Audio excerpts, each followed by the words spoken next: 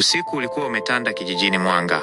Mwezi ulitoa mwanga hafifu uliogusa barabara ya vumbi na sauti za vyura zilijaa hewani. Amani, mvulana wa miaka 16, alikuwa anatembea peke yake akirudi nyumbani. Alikuwa amechelewa kwa sababu ya kufanya mazoezi ya mpira shuleni na wazazi wake walikuwa tayari wamemwonya mara kadhaa. Alipofika karibu na msitu wa kale uliokuwa pembeni ya kijiji, alihisi hali ya ajabu.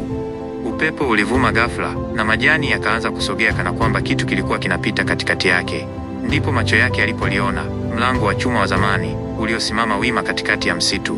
Huu mlango umetoka wapi? Amani alijiuliza kwa sauti ya chini. Kwa miaka yote aliyokuwa akiishi hapo, hakuwahi kuona mlango mahali hapo.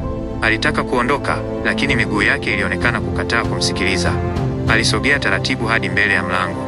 Ulionekana wa zamani sana, umejaa alama za ajabu zilizong'aa kidogo gizani. Alipougusa, mlango ulitetemeka. Kabla hajabadili mawazo, mlango ulifunguka wenyewe na mwanga mkali wa buluu ukamzunguka.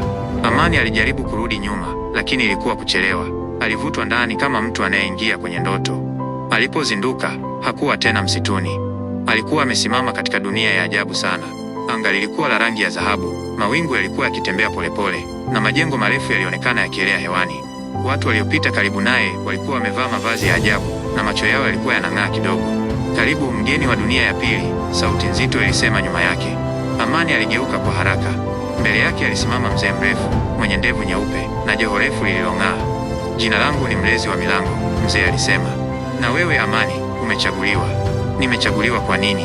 Amani aliuliza kwa hofu.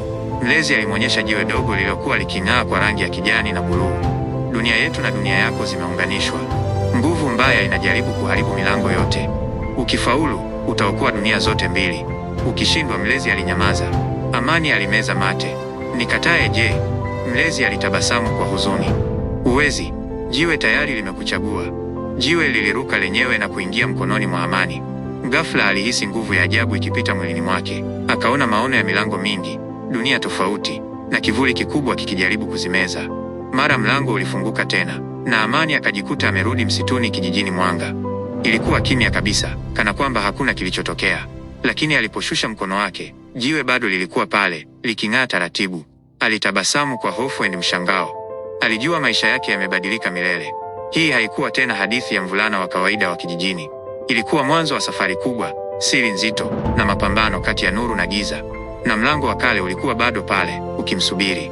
Usisahau kusubscribe na kulike video.